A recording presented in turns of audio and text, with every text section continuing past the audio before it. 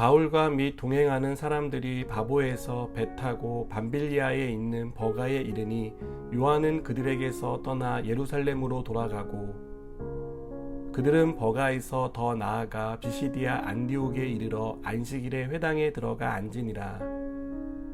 율법과 선지자의 글을 읽은 후에 회단장들이 사람을 보내어 물어 이르되, 형제들아, 만일 백성을 권할 말이 있거든 말하라 하니, 바울이 일어나 손짓하며 말하되, 이스라엘 사람들과 및 하나님을 경외하는 사람들아 들으라.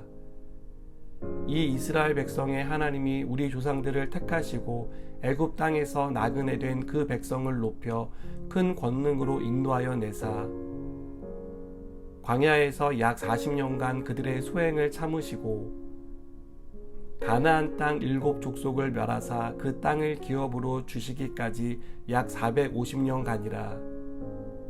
그 후에 선지자 사무엘 때까지 사사를 주셨더니, 그 후에 그들이 왕을 구하거늘 하나님이 베냐민 지파 사람 기스의 아들 사울을 40년간 주셨다가 패하시고 다윗을 왕으로 세우시고 증언하여 이르시되, 내가 이새의 아들 다윗을 만나니 내 마음에 맞는 사람이라 내 뜻을 다 이루리라 하시더니,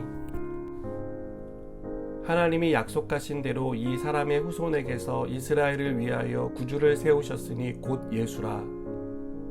그가 오시기에 앞서 요한이 먼저 회개의 세례를 이스라엘 모든 백성에게 전파하니라. 요한이 그 달려갈 길을 마칠 때에 말하되, 너희가 나를 누구로 생각하느냐?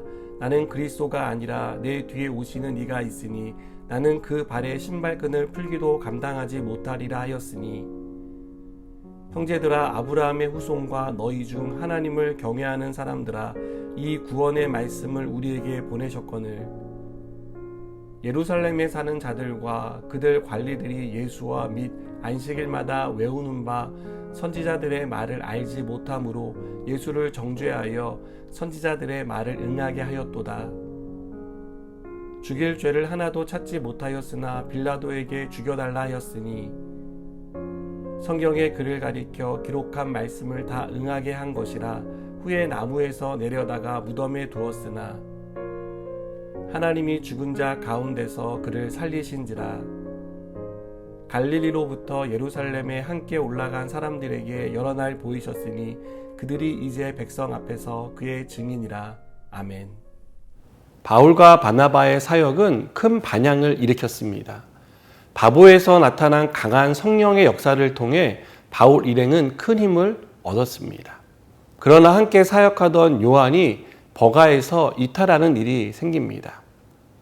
요한의 이탈은 분명히 두 사람에게 힘이 빠지게 할 만한 사건이었습니다. 하지만 두 사람은 비시디아 안디옥에 가서 사역을 계속합니다. 어려운 상황에서도 맡겨진 사명을 다하는 바울과 바나바의 모습은 우리에게 큰 도전이 됩니다. 우리는 오늘 본문을 통해 비시디아 안디옥 사역에 전면에 나선 사람을 보게 됩니다. 이전까지의 사역은 바나바의 주도로 이루어졌다면 여기서부터는 바울이 주도적으로 사역하는 것을 볼 수 있습니다. 바울 일행은 안식일에 회당에 들어갔습니다. 안식일 절차에 따라 회당장은 율법과 선지자의 글을 읽고 그곳에 참석한 사람 중 발언할 기회를 줍니다. 이때 바울이 일어나 복음을 전합니다. 바울은 회당에 모여있는 이스라엘 사람들을 비롯해 하나님을 경외하는 사람들에게 이스라엘 역사를 집약적으로 설명합니다. 아브라함을 불러 그의 후손을 선택하신 이야기부터 출애굽과 가나안 정착, 그리고 사사시대를 거쳐 사울 왕이 세운 왕정기를 설명합니다. 그리고 마침내 사울을 패하시고 다윗을 왕으로 세운 이유와 그의 후손을 통해 약속하신 구주를 보내셨는데 그분이 바로 예수님이라고 설명합니다. 바울은 한때 메시아로 오해받던 세례 요한의 말까지 인용하며 이들이 기다리는 메시아가 예수님이라고 밝힙니다. 그러나 율법과 선지자의 말을 깨닫지 못한 사람들이 죄 없는 예수님을 십자가에 못 박아 죽였다라고 설명합니다. 여러분, 우리 오늘 본문에서 바울이 전하는 메시지를 봅니다. 바울은 이스라엘 전체 역사를 잘 알고 있었습니다. 율법에도 능통했습니다. 구슬이 서말이어도 깨어야 보배라는 말이 있듯이 예수님을 믿기 전에 바울은 유대교에 대한 율법에 대한 많은 학문과 지식을 가지고 있었습니다. 그러나 그것들이 가리키는 메시아가 누구인지 알지 못했습니다. 하지만 예수님을 만난 후 바울은 자신이 그토록 연구하고 달달 외우던 율법과 선지자들이 가리키는 메시아가 예수님이라는 것을 깨닫게 되었습니다. 그리고 자신이 깨달은 것을 회당에 모여있는 사람들에게 전합니다. 바울은 어릴 때부터 갈고 닦았던 지식을 유감없이 발휘합니다. 그것은 바울이 어떤 사람인지를 알리기 위한 것이 아니라 예수님을 전하기 위한 것이었습니다. 우리는 이 말씀을 통해 하나님은 우리가 가진 모든 것을 사용하신다는 것을 깨닫게 됩니다. 우리는 쓸모없는 것이라고 생각하지만 하나님은 우리가 가진 것을 통해 복음이 흘러가는 통로가 되게 하십니다. 또 한 가지 오늘 본문을 통해 깨닫게 되는 사실은 이스라엘의 역사는 예수님을 통해 완성되었다는 것입니다. 이것은 우리의 역사 역시 예수님을 통해 완성될 것을 보여줍니다.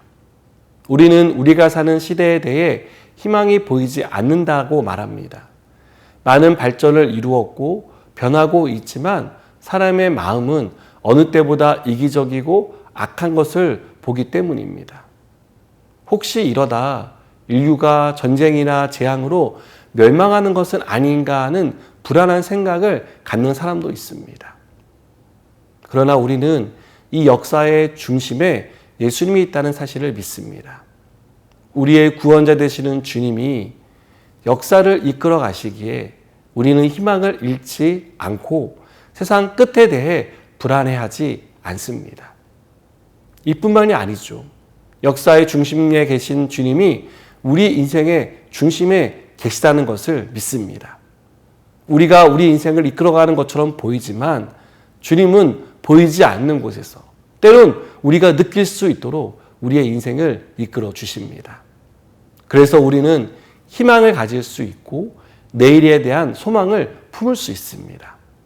오늘도 이 세상과 우리 인생을 이끌어 가시는 주님과 동행하며 새로운 희망과 내일에 대한 기대를 가지고 살아가는 저 여러분 되기를 바랍니다. 기도하시겠습니다.